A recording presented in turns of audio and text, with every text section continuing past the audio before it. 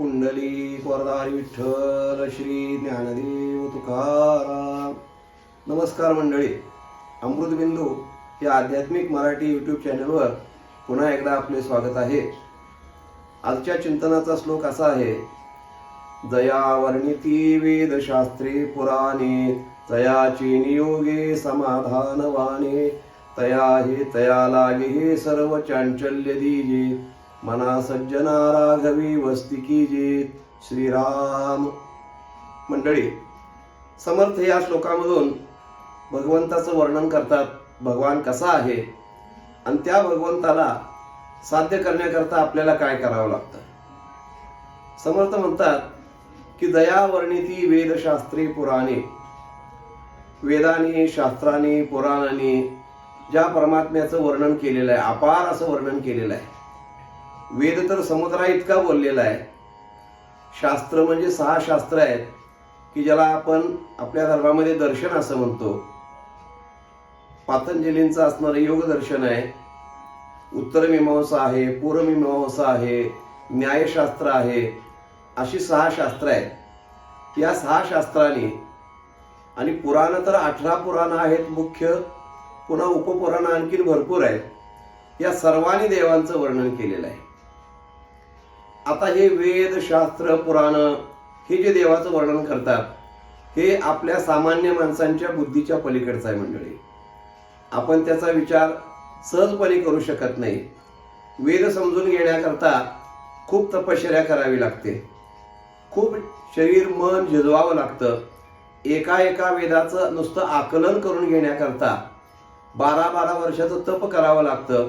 तेव्हा त्या वेदाचे नुसते उच्चार करता येतात. मग ते समजणं त्याच्या पलीकडे कितीतरी अवघड गोष्ट आहे. तेव्हा तुमच्या माझ्यासारख्या माणसांनी वेदांचा, शास्त्रांचा विचार करण्यामध्ये वेळ घालवणं आणि त्याच्याकरता तेवढा श्रम करणं हे आपल्याला शक्य नाही. म्हणून आपण एवढा विश्वास ठेवायचा की संत ज्या अर्थी म्हणतात की वेदाने सुद्धा परमात्म्याचं वर्णन करत असताना अपुरे पडले, शास्त्र त्याची वर्णन करत असताना अपुरी पडली. हे संतांनी अभ्यास करून आपल्याला सांगितलेलं आहे. जी गोष्ट आपल्याला करणं शक्य नसतं त्या गोष्टीच्या बाबतीत आपल्यापेक्षा जे श्रेष्ठ आहेत त्यांच्यावरती विश्वास ठेवणं हे आपलं कर्तव्य आहे. म्हणून भोळ्या भाबड्या सामान्य भक्तांना, सामान्य असणाऱ्या ईश्वराच्या प्राप्तीसाठी जे प्रयत्न करणारे साधक आहेत त्या साधकांना एक गोष्ट महत्त्वाची आहे की त्यांनी संतांच्या वचनावर विश्वास ठेवावा. कारण आपली अवस्था कशी आहे तर संत चोखोबारा एका अभंगामध्ये असं सांगतात: आम्हा न कळे ज्ञान, आम्हा न कळे ज्ञान, न कळे पुराण, वेदांचे वचन न कळे आम्हा, वेदांचे वचन न कळे आम्हा. आगमाची आदी निगमाचा भेद, आगमाची आदी निगमाचा भेद, शास्त्राचा संवाद न कळे आम्हा, शास्त्रांचा संवाद न कळे आम्हा. चोखोबारा असं म्हणतात की आमच्यासारख्या भोळ्या बाबड्या अज्ञानी अशिक्षित जीवांना वेद, शास्त्र, पुराण, आगम, निगम ह्या आमच्या बुद्धीच्या पलीकडच्या गोष्टी आहेत. मग आम्ही काय करावं तर आमचं एकच काम आहे, संतांची पायी हा माझा विश्वास. संत म्हणतात आपण त्याच्यावर विश्वास ठेवावा. आणि भगवत प्राप्तीसाठी सोपी गोष्ट, चोखा म्हणे माझा भोळा भाव देवा, गायीन केशवा नाम तुझे, एवढं आपलं कर्तव्य आहे. म्हणून इथं बऱ्याच ठिकाणी, बऱ्याच वेळा, बऱ्याच श्लोकामध्ये वेद, शास्त्र, पुराण असा उल्लेख समर्थांनी केलेला आहे. याचा अर्थ त्यांनी त्याचा अभ्यास केलेला आहे, पण तो तुमच्या माझ्यासारख्याला करणं शक्य नाही. म्हणून त्यांच्या वचनावर आपण विश्वास ठेवायचा की जया वर्णिती वेदशास्त्रे पुराणे. असा असणारा तो परमात्मा. समर्थ म्हणतात आपल्याला त्याची अनुभूती घ्यायची असेल तर कशी अनुभूती येते तर जयाचे नियोगे समाधान बाणे. परमात्मा आपल्याला प्राप्त झाला, परमात्म्याची आपल्याला जोड झाली, हे कळायची खूण काय आहे मंडळी? तर खूण ही आहे की आपल्या मनाच्या ठिकाणी अखंड समाधानाची प्राप्ती झाली की समजावे की देव आपल्याला मिळाला, देव आपल्याला भेटला, देवाचा साक्षात्कार झाला. शब्द वेगळे आहेत पण सगळ्याचा अर्थ एकच. जोपर्यंत मनाची समाधान अवस्था प्राप्त होत नाही, जोपर्यंत अंतःकरण स्थिर त्या ठिकाणी होत नाही, तोपर्यंत किती जरी अभ्यास केलेला, किती जरी ज्ञान संपन्न, किती जरी काही साधन केलेला मनुष्य असेल तर त्या ठिकाणी त्याला अजून देव भेटलेला नाही हे निश्चित ओळखावं. म्हणून जया चेनी योगे समाधान वाणे. योग या शब्दाचा अर्थ जोडणे. युज या धातूपासून योग हा शब्द तयार झालेला आहे. म्हणजे देव आणि जीवाची जोड झाल्यानंतर, म्हणजे जीवाला देवत्वाची प्राप्ती झाल्यानंतर तो जीव अखंड समाधान अवस्थेमध्ये राहतो. म्हणून जया चेनी योगे समाधान वाणे असा तो परमात्मा आहे. परंतु त्याची आणि जीवाची जोड व्हायची असेल, जीवाला तो प्राप्त व्हायचा असेल तर आपल्याला काय केलं पाहिजे? ते ठीक आहे, वेद शास्त्र पुराण वर्णन करतात वगैरे वगैरे, त्याचा मोठेपणा झाला. आपण आपल्या करता विचार करायचा. आपल्याला आपण काय केलं पाहिजे? तर आपण काय करायला पाहिजे हे महत्वाचं समर्थ या श्लोकामध्ये सांगतात. समर्थ म्हणतात, तया लागे हे सर्व चांचल्य दीजे. देवाच्या प्राप्तीकरता एकच उपाय सोपा, आणखी अतिशय महत्वाचा समर्थाने सांगितला की तया लागे हे सर्व चांचल्य दीजे. चांचल्य म्हणजे अस्थिरपणा, चपळपणा, चंचलपणा ही मनाच्या असणारी एक नैसर्गिक असणारी त्याची मनाची सवय आहे. मन नावाची जी वस्तू आहे ती कोणत्याही परिस्थितीमध्ये कधीही स्थिर राहू शकत नाही. आणि एक निसर्गाचा नियम असा आहे, जी वस्तू स्थिर नाही, जी वस्तू सतत चंचल स्वभावाच्या किंवा चंचलत्वामध्ये असते, तिची असणारी किती जरी शक्ती त्याच्या ठिकाणी असली तरी त्या शक्तीचा त्या ठिकाणी विनियोग किंवा उपयोग आपल्याला करता येत नाही. याचं उदाहरण मंडळी आपल्याला पाहता येईल असं की अणूच्या ठिकाणी किती ऊर्जा आहे हे विज्ञानाने मान्य केलेलं आहे. अणुऊर्जा, अणुबॉम्ब हे जे आपण विज्ञानाने आता पाहतो हे अणुपासून निर्माण झालेले आहेत. मग ते अणुरेणू कुठे आहेत? तर संपूर्ण विश्वामध्ये विखुरलेले आहेत, सगळीकडे हवेमध्ये फिरतायत, सर्व कणाकणामध्ये व्यापतायत.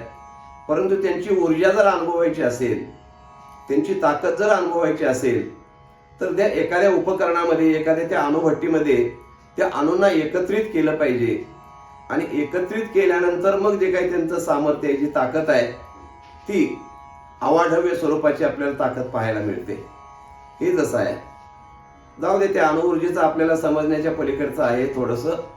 त्याच्यापेक्षा सोपा दृष्टांत पाहता येईल आपल्याला. लहानपणी मुलं ते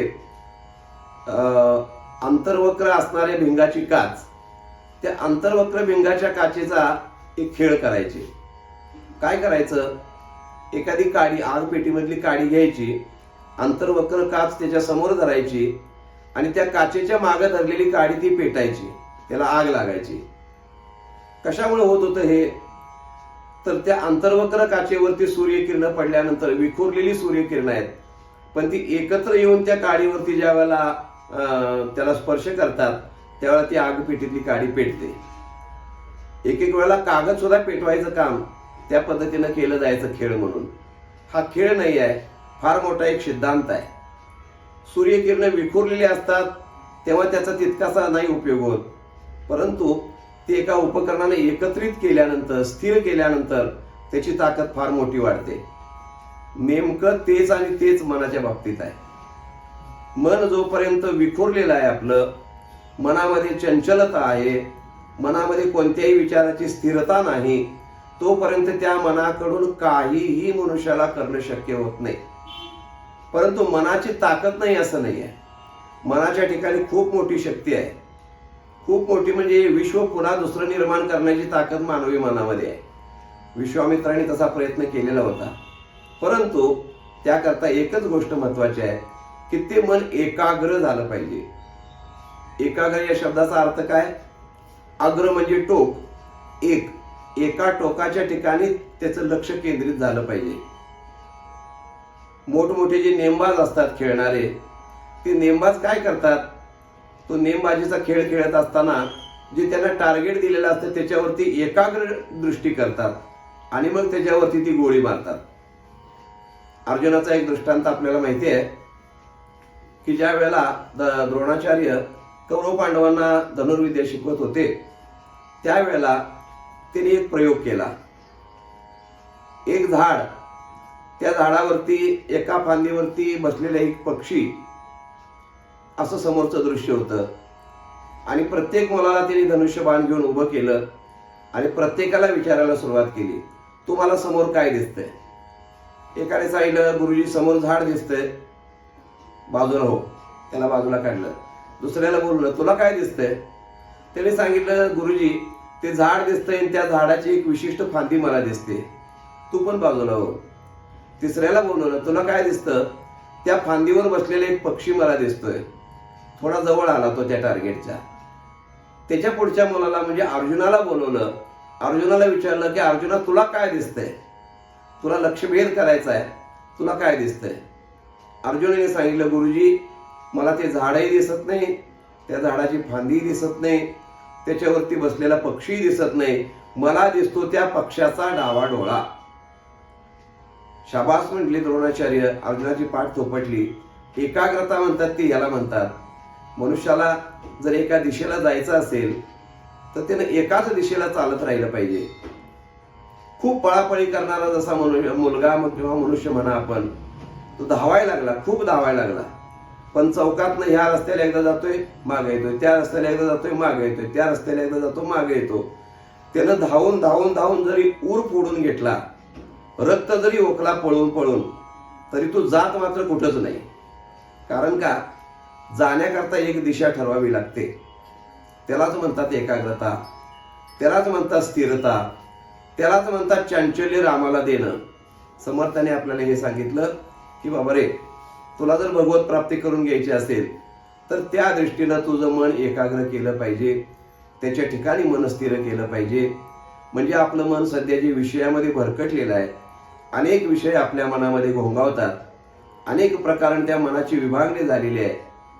ती सगळी विभागणी काढून टाकून एकाच विषयावर जर मन केंद्रित केलं, मग तो देव असू दे किंवा व्यवहारातली कोणतीही गोष्ट असू द्या, ती एकाग्रतेनं मनुष्याला प्राप्त होते.